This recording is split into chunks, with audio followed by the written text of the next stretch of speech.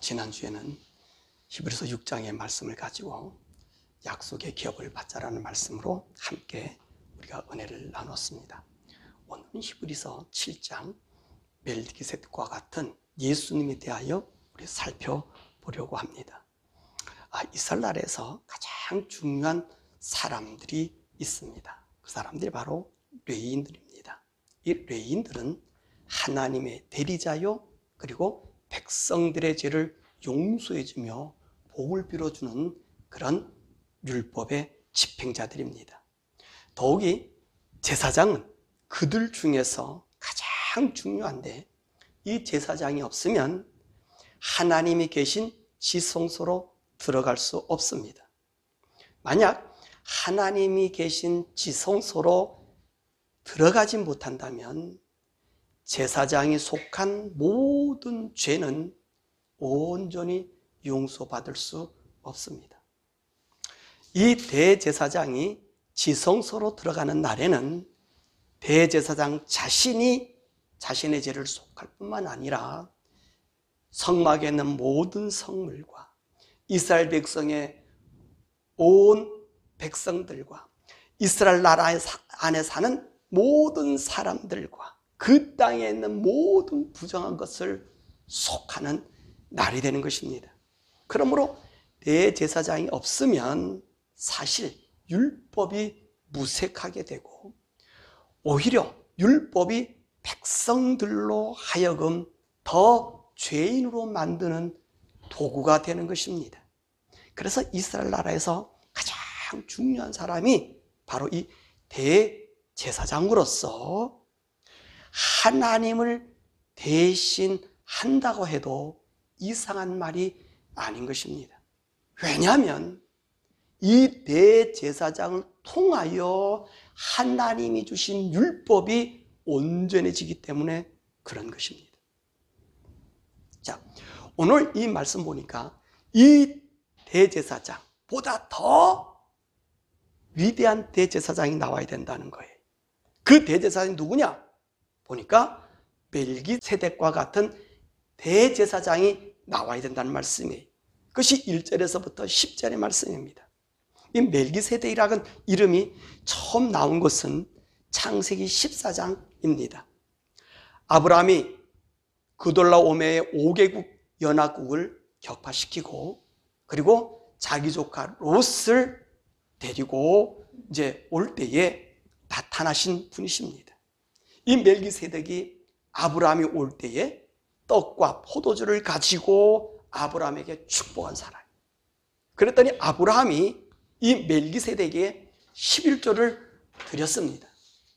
그래서 창세기 14장에는 처음 이 멜기세덱이라고 하시는 분이 나타납니다. 그럼 이 멜기세덱은 어떤 분입니까? 2절과 3절에 그분에 대하여 설명하고 있습니다. 우리 함께 읽어보지요. 2절과 3절입니다. 아브라함이 모든 것의 11조를 그에게 나누어 줍니다. 해석하면 먼저는 의의 왕이요, 그 다음은 살렘 왕이요, 고 평강의 왕이요, 아버지도 없고 어머니도 없고 족보도 없고 시작한 날도 없고 생명의 끝도 없어 하나님의 아들과 닮아서 항상 제사장으로 있느니라. 자, 오늘 이 멜기세덱 왕을 뭐라고 표현했습니까? 그는 의의 왕이다. 그리고 살렘 왕, 평강의 왕이시고 아버지도 없고 어머니도 없고 족보도 없고 또 뭐도 없다 그래? 시작한 날도 없고 생명의 끝도 없는 분이시다. 그러니 이분이 누구를 닮았다고요? 하나님의 아들을 닮으신 분이시며 이분이 어떤 분이시죠? 영원한 제사장으로 계신 분이라고 설명하고 있습니다. 이 말씀을 요약하면 이분은 어떤 분이십니까? 스스로 계신 분이시다. 출애굽기 3장 14절에 하나님 모세에게 이렇게 말씀하십니다. 나는 스스로 있는 자다. 내가 여호와라고 말씀하셨습니다. 바로 그분, 즉 하나님이시라고 하는 말씀입니다. 그러므로 우리 인생에게는 바로 이 하나님이 나타나셔서 우리의 대제사장이 되셔야 한다는 말씀입니다. 그러고 보면 구약의 모든 제사는요, 하나님께서 모세에게 명하여 아론의 장자를 대제사장으로 명하시기 전에 집안에 있는 아버지가 제사장이 되셨고, 하나님께서 우리의 대제사장으로 계신 것을 볼 수 있는 것입니다. 그러므로 우리는 우리 인생들을 위해서 하나님은 부패한 인간의 대제사장이 아닌 직접 우리의 대제사장이 되셔서 인생들의 죄를 해결하시게 되는 것입니다. 그것이 누구시냐? 이 멜기세덱 제사장인 것이죠. 또한 이 멜기세덱 제사장이 레위 제사장보다 우월한 점이 무엇일까요? 4절에서 10절의 말씀입니다. 5절의 말씀 보면 레위 자손은 영토를 가지고 있지 않습니다. 이들은 자기 형제 11지파에게 11조를 받아가지고 이 11지파들의 복량을 받고 삽니다. 그래서 오늘 본문의 말씀에 뭐라 그랬습니까? 이 레위 지파는 다른 형제들보다 우월하다라고 말하고 있습니다.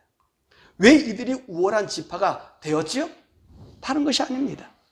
이들은요, 그 형제들의 죄를 용서해주는 제사장 직책을 가지고 있기 때문에 그렇다는 것입니다. 그런데 이 제사장들보다 멜기세덱이 더 우월한 것은 레위 조상인 아브라함도 이 멜기세덱에게 무엇을 드렸다고요? 11조를 드려서 그에게 축복을 받았다는 거예요. 이 레위 제사장들은 언제 나타났습니까? 아브라함 이후에 600년이 지난 이후에 모세로부터 임명을 받았습니다.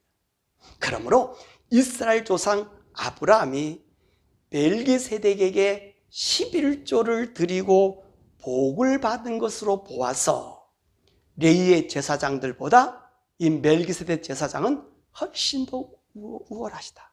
왜 그렇습니까?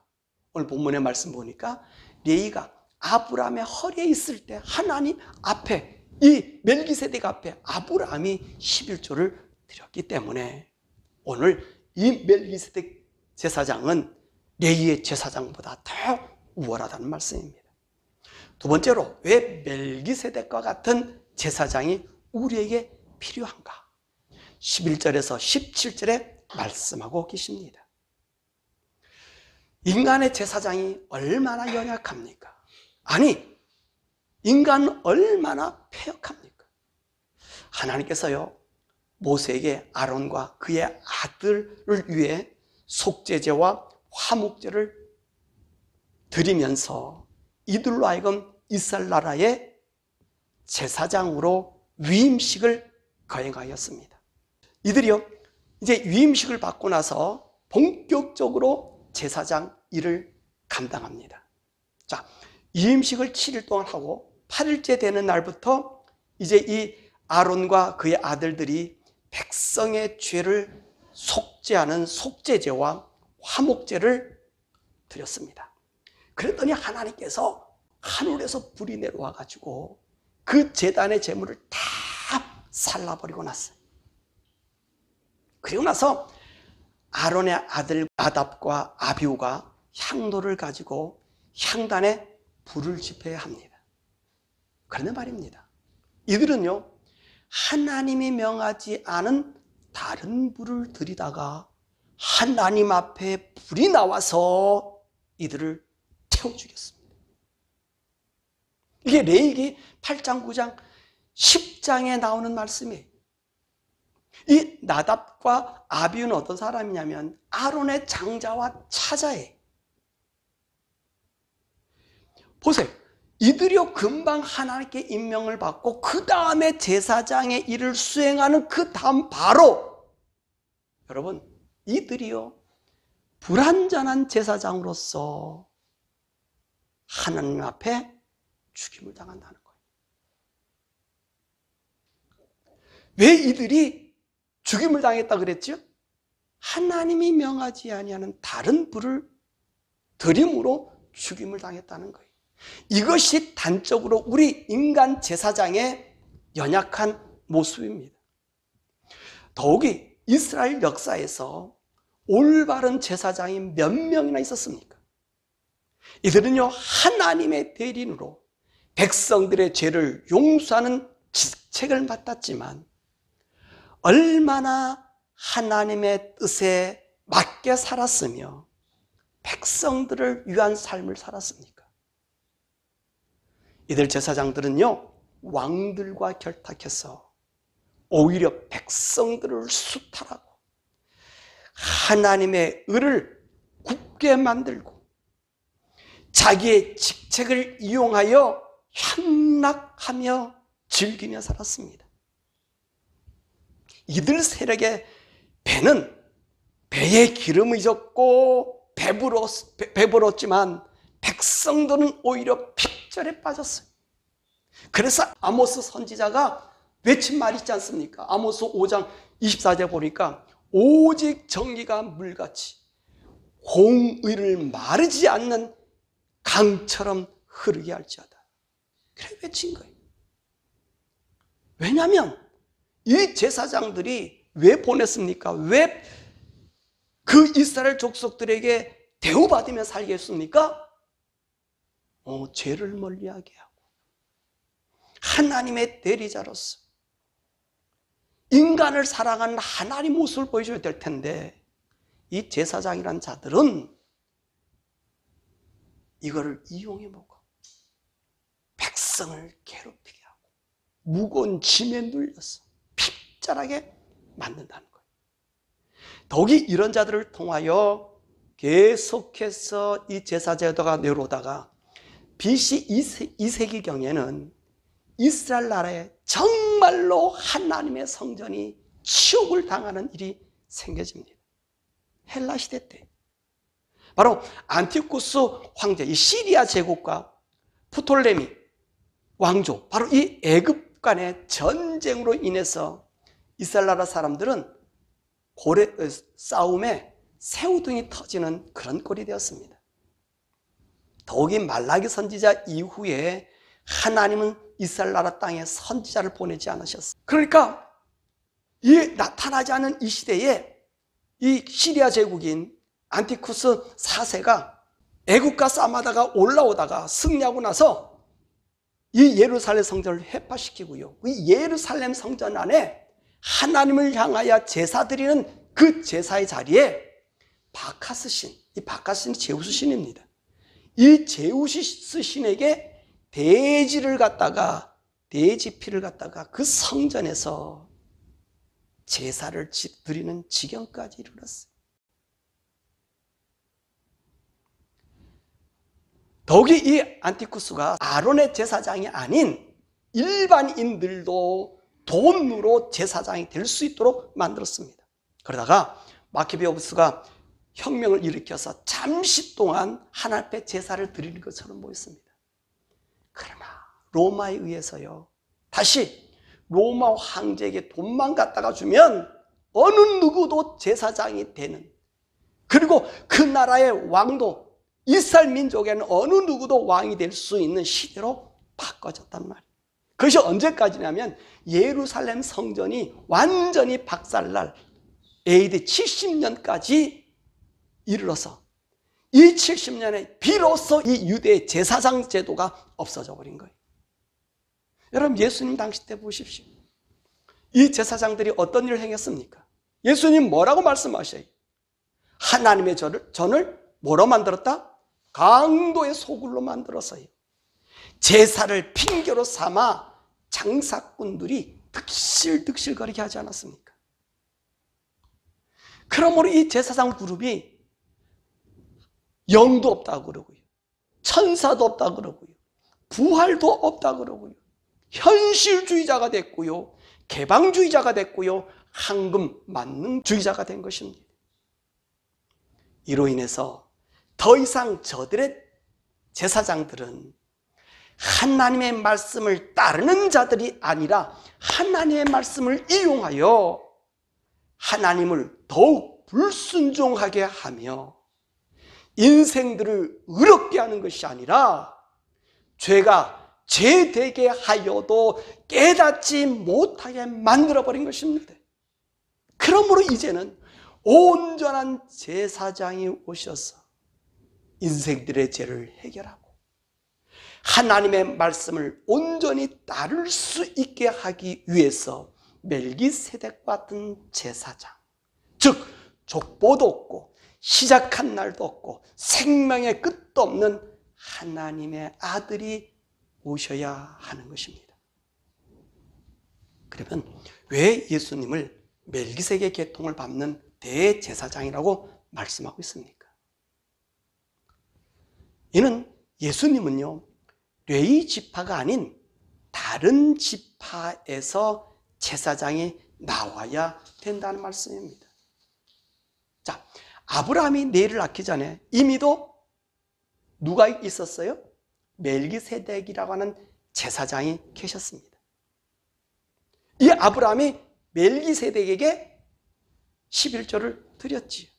그래서 멜기세덱은 이 아브라함으로부터 11조를 받았습니다. 그러므로 오늘 레위 자손이 아닌 다른 자손으로 새로운 제사장이 필요한 것입니다. 더욱이 우리 멜기세덱을 2절에 왕으로 설명하고 있습니다. 그러므로 예수님이 태어나셔야 분은 어느 곳에서 태어나야 돼요? 유대 지파 중에서 왕의 지파에서 아들이 나와야 한다는 말입니다. 그것이 바로 유다의 자손인 것입니다. 그런데 더 중요한 것은 유다 자손으로 나와야 하는데 멜기세덱의 조건을 갖추어야 한다는 것입니다. 3절에 뭐라고 말씀하셨죠? 족보가 없어야 돼. 시작한 날도 없어야 돼. 자, 그럼 예수님의 족보를 한번 보십시다. 멜기세덱처럼 육신의 눈으로 나타난 이 멜기세덱은 아브라함에게 12조를 받았습니다. 근데 이분은 어떤 분이죠? 사람인데 사람이 아니고 현실에서 보이는데 보이지 않고, 이해가 되세요? 시작도 없고 끝도 없는 분이라고 말씀합니다. 그럼 이 말은 무슨 말입니까? 세상에 존재하시는 분이에요? 아니, 하나님으로부터 온 분이란 말씀입니다. 이분은 누가 알았습니까? 아브라함이 알았단 말이에요. 우리는 이 말을 기억하십니까? 예수님께서 유대인들에게 요한복음 8장 56절에서 58절의 말씀 보니까 아브라함이 나의 볼 때를 보고 즐거워하였다는, 기뻐했다는 거예요.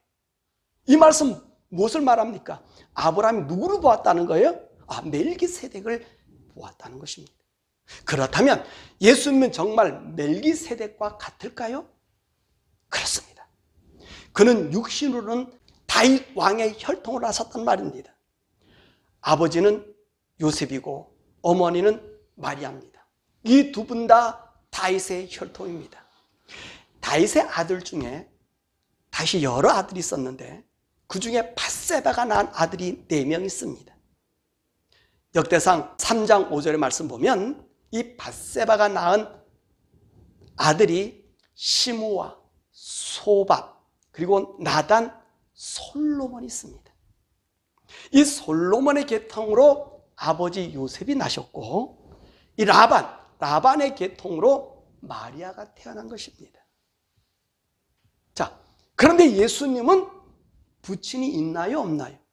아버지가 있나요, 없나요?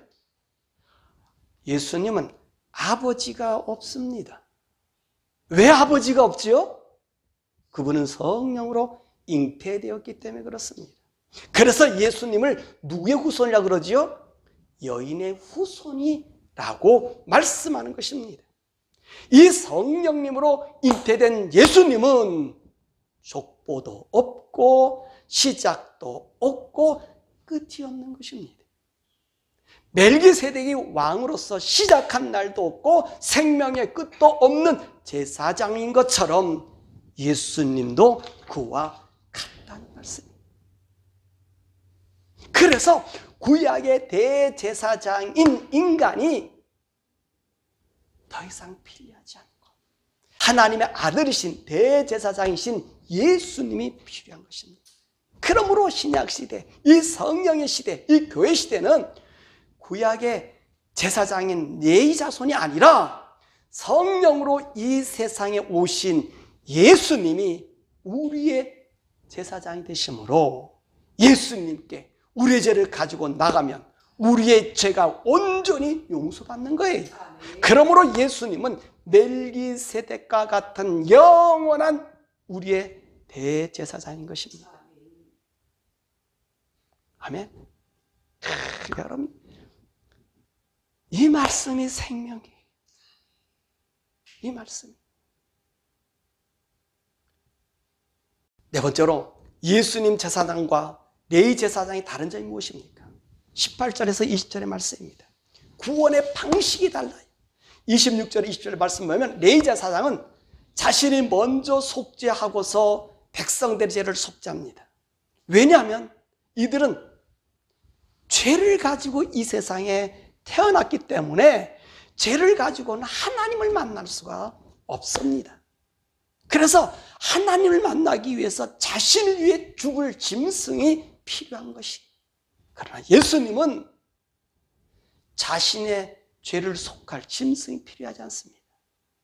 그는 하늘에서 오신 멜기세덱의 대제사장이시므로 자신을 속할 짐승이 필요하지 않아요. 왜냐하면 이분은 하나님이시기 때문에, 먹었기 때문에, 죄가 없기 때문에 그런 거예요. 두 번째로 대제사장은 대대로 바뀌는 일시적인 제사장이지만 예수님은 영원한 제사장이에요. 23절과 24절에 이 대제사장은 왜 일시적이냐면 이들은 죽음을 피할 수 없는 인간이기 때문에 그렇습니다.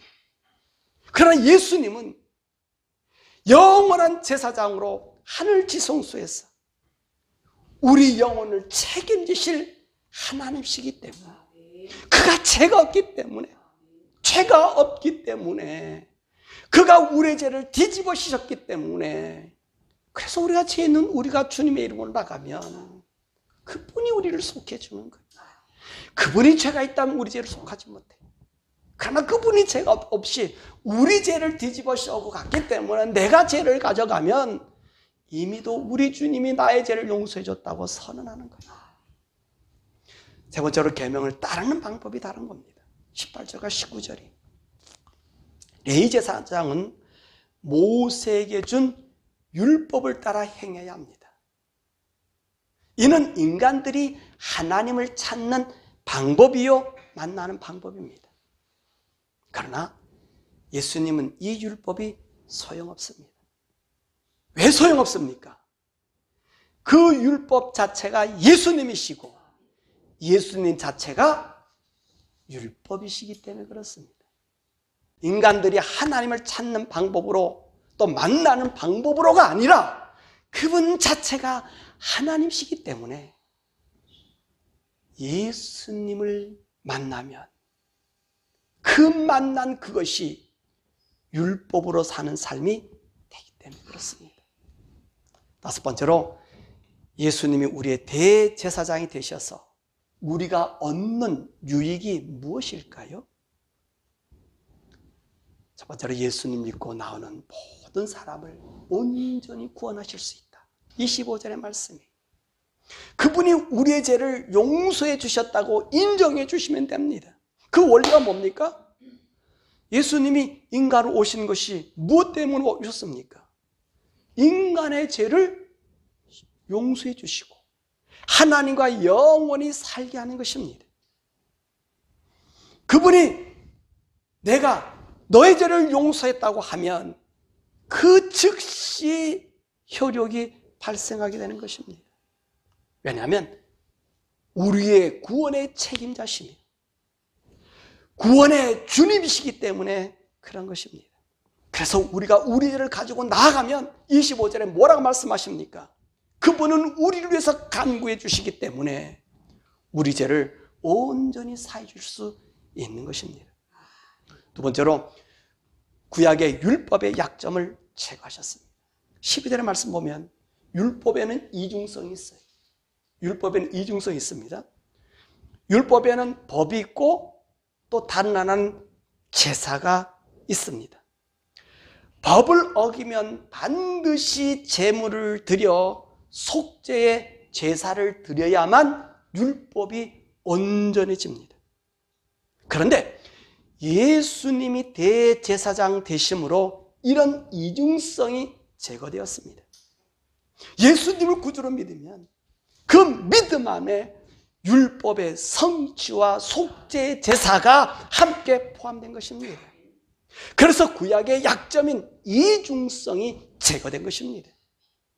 세 번째로 하나님께 나가는 길이 아주 간단해졌습니다.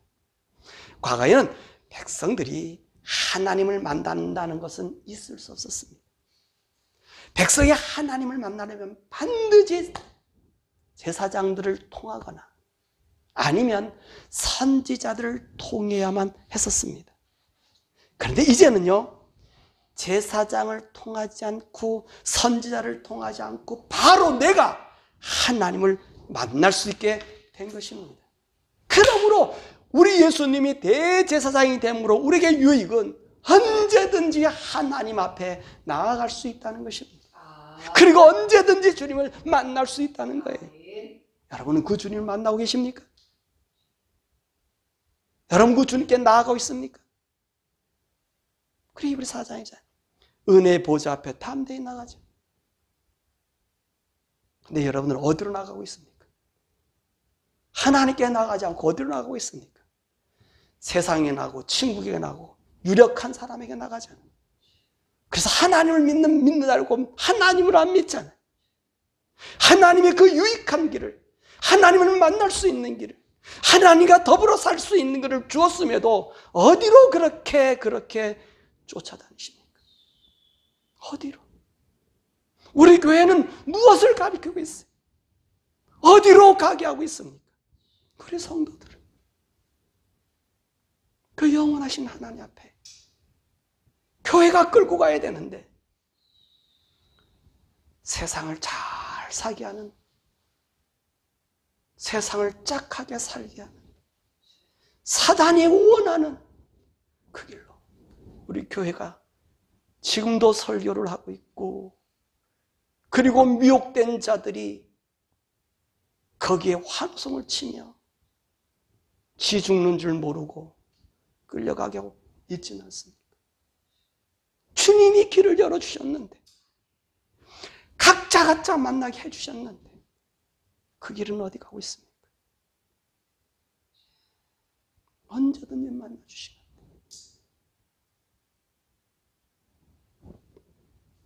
말씀을 맺지요. 오늘 우리는 예수님이 영원한 멜기세덱과 같은 제사장이심을 말씀하십니다.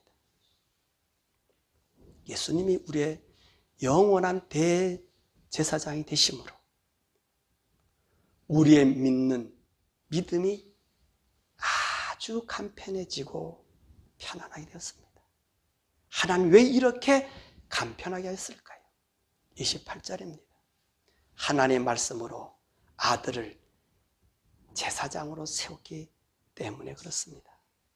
그런데 말입니다. 우리의 의문은 왜 예수님은 우리의 죄를 위해 죽으셨다가 부활하셔서 이 땅에 유대인들이 바라는 영원한 이 땅의 대제사장이 되시지 않고 하늘나라의 대제사장이 되셨냐 하는 것입니다. 그것은 우리 인생들이 가야 할 영원한 천국이 있다고 하는 것을 믿게 하심입니다. 왜 우리가 이 땅에서 죄와 싸워야 합니까? 그것은 영원한 나라에 가기 위함입니다. 또한 우리는요, 예수님께서 이 땅의 제사장이 되지 않으시고 하늘 보좌의 제사장이 된 것은 우리의 영적인 존재의 가치인 것입니다. 우리 인간들의 가치는 땅을 넘고 우주를 넘어 이 유한 세계가 아닌 하나님이 계신 영원한 세계를 우리에게 주시기 위함입니다. 왜 하나님께서 우리를 이 영혼 세계로 인도하십니까? 그것은요, 하나님이 우리와 영원히 함께 계시기 위해서입니다. 그래서 하나님은 예수님을 멜기세덱과 같은 우리의 영원한 대제사장으로 세운 것입니다. 사랑하는 여러분, 주님을 찾으십시오. 주님과 함께 더불어 사십시오. 그것이 내가 사는 삶이 힘들고 어려워도 내가 주님을 찾고 주님 안에서 대화하면 그것이 바로 하나님의 영광이 되는 것입니다. 여러분, 사람들은 그래. 나는 또 질병에 걸렸다, 코로나에 걸렸다면 수치스러운 걸 생각합니다. 잘못된 거예요. 잘못된 거예요. 우리는 병들고 그리고 가난하고 못 살고 이것이 수치스러운 것이 아니라 그 속에서도 내가 주님을 믿는 믿음이 꺾이지 아니하고 그분을 찬양하고 그분 안에 있으면 그것이 우리에게 행복이며 하나님께 영광을 돌리는 거예요. 세속의 물결이 흔들리면 사람들은 이렇게 생각합니다. 예수 믿어서 잘 됐다고, 예수 믿어서 병 고쳤다고. 여러분, 예수 믿어 병 고쳤다, 예수 믿어 잘 됐다, 예수 안 믿어도 다른 식의 빌어도 병이 퍽퍽 났습니다. 얼마나 많은 예가 있는지 몰라요. 이방 종교에서 병 났은 이야기, 암덩어리가 물러간 이야기, 조상신을 만난 이야기, 수두룩 뻑뻑합니다. 우리 교회가 그것에 포커스를 두고 있어요. 아닙니다. 네가 하나님을 만나서 그분과 즐기고 있는 것. 여러분들이 하나님을 만나서 내가 병 속에서라도 이 병 주셔서 하나님 만날 수 있게 빨리 갈 수 있음을 감사해야 되는 거예요. 그거야 감사해야 되는 거예요. 병 나섰다고, 내가 하나님 병 나섰다고. 과연 그것도 은혜요. 그것도 부인할 수 없는 일이지만 병든 것에 원망하는 것이 아니라 병든 것에 감사해서 그 하나님이 나에게 은혜의 빛을 보여주시는 거예요. 그것을 보여주는 거예요. 저는 그 증거가 많아요. 우리 집사람도 우리 아이들도 알아요. 어떤 분이 그런 말씀하시죠. 데이 바이 데이 바이 산다고요. 사실 저도 데이 바이 데이 바이 삽니다. 아니, 저뿐만 아니라 모든 사람이 데이 바이 데이 바이 삽니다. 무슨 말씀 하세요? 다른 병으로 얘기한다 해도 저도 여러 가지 병이 제 속에 있습니다. 그래도 저는 두려워하지 않아요. 오히려 저한테 주님한테 묻는다 그랬잖아요. 저는 주님 앞에 묻는다 그랬어요. 언제 나를 데려가실 것이냐? 언제 나를 주님 앞에 가게 할 것이냐? 그게 저의 기쁨이에요. 우리 아이들은 저보고 살 빼라, 더 건강한다, 오래 살다. 저는 그것이 오래 살고 살 빼고 건강, 그것이 문제가 아니라 내가 지금 가장 정신 또렷할 때, 아니 아픔 속에서도 하나님 부를 수 있는 이 시기가 하나님 오라고 한다면 아멘으로 갈 수 있어요. 병 좀 걸려 조금 더 오래 산다고 나을 게 뭐가 있습니까? 뭐가 나을 게 있어요? 우리의 생명이신 주님, 그 하나님의 나라. 여러분 아십니까? 보셨습니까? 그분 만나서 그 속에 들어가 보셨습니까? 아무것도 아니에요. 바라고 나기는 우리 모든 성도님들이요. 정말 예수님을 구주로 믿어 예수님을 만나고 그 만난 예수님으로부터 죄용서 받고 그 영원한 천국의 영광스러움을 정말로 맛볼 수 있는 우리 성도, 그 성도. 그래서 내가 지금 죽어도, 아니 우리 애들이 젊어서 지금 저들이 죽는다 해도 저들이 기뻐하고 하나님 앞에 갈 수 있는 그런 성도들 되시기를 우리 주 예수 그리스도의 이름으로 간절히 축원합니다.